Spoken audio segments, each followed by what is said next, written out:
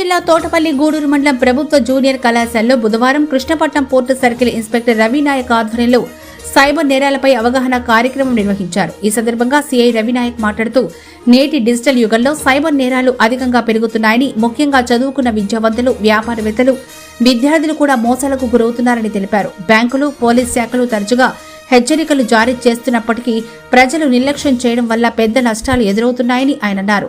Phone calls, నకిలీ లింకులు, KYC update పేరుతో మోసగాళ్లు ప్రజల బ్యాంకు ఖాతాలను ఖాళీ చేస్తున్నారని గుర్తు చేశారు. ఇటువంటి మోసపూరిత సమాచారాన్ని వెంటనే పోలీస్ శాఖ దృష్టికి తీసుకురావాలని పిలుపునిచ్చారు.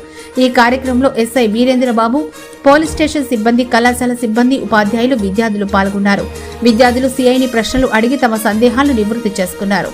సైబర్ నేరాలపై ప్రజలకు అవగాహన పెంపొందించేందుకు పోలీసులు పెట్టిన ఈ కార్యక్రమం సమాజ భద్రత దిశగా తీసుకున్న మంచి ముందడుగుగా పాల్గొన్నవారు అభినందించారు. ఈ మధ్య కాలంలో సైబర్ నేరాలు అత్యధికంగా జరుగుతూ ఉన్నాయి. సైబర్ నేరాల పట్ల ప్రతి ఒక్క పౌరుడు, పౌరురాలు అప్రమత్తంగా ఉండాల్సిన అవసరం ఎంతైనా ఉంది. చదువు రాని వాళ్ళ కంటే చదువు వచ్చిన వాళ్ళు, విద్యావంతులు, ఉద్యోగస్తులు, పెన్షనర్స్ ఎక్కువ మొత్తంలో దీని పట్ల మోసపోతున్నారు. కాబట్టి అటువంటి నేరం జరిగిన వెంటనే 1902 టోల్ ఫ్రీ నెంబర్ కనుక మీరు వెంటనే చెబితే ఎంతో కొంత అమౌంట్ ఫ్రీజ్ చేయడానికి అవకాశం ఉంటుంది.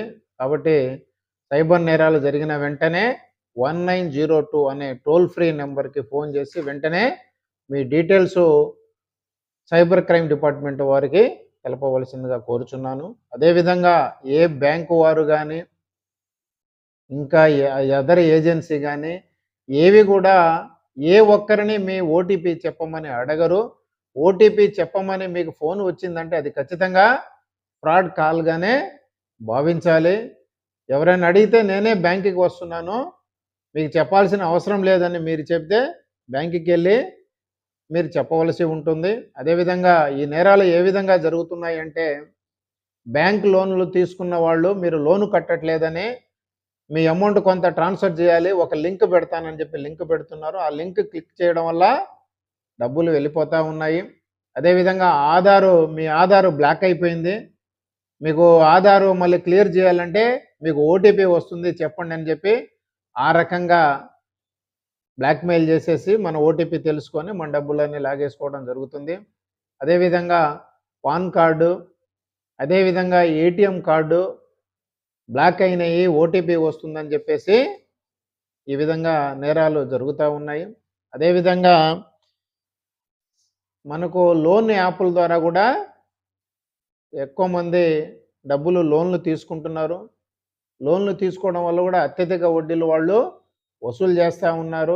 ఒకవేళ వడ్డీ కట్టలేకపోతే మన ఫోటో ఒకటే, హెడ్ ఒకటే ఉంటుంది, ఆ తర్వాత బాడీ పార్ట్స్ మార్చేసి కూడా బ్లాక్మెయిల్ చేస్తున్నారు. దానివల్ల కూడా చాలామంది ఆత్మహత్యలు చేసుకున్న పరిస్థితులు ఉన్నాయి.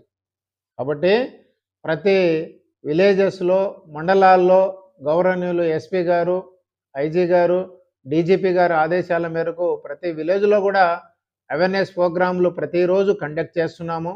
అయినా సరే అక్కడక్కడ నేరాలు జరుగుతూ ఉన్నాయి. కాబట్టి ప్రతి ఒక్కరూ అప్రమత్తంగా ఉండి ఈ సైబర్ నేరాలు గురి కాకుండా ఉండాలంటే ప్రజల అప్రమత్తతే అత్యధిక అవసరం అన్నమాట. కాబట్టి మీ బ్యాంక్ డీటెయిల్స్ కానీ, ఓటీపీలు కానీ, ఆధార్లు కానీ, పాన్లు కానీ, ఏటీఎం కార్డు కానీ ఇతరులు ఎవరికి కూడా ఇవ్వకూడదు, ఓటీపీలు ఎవరికి చెప్పకూడదు.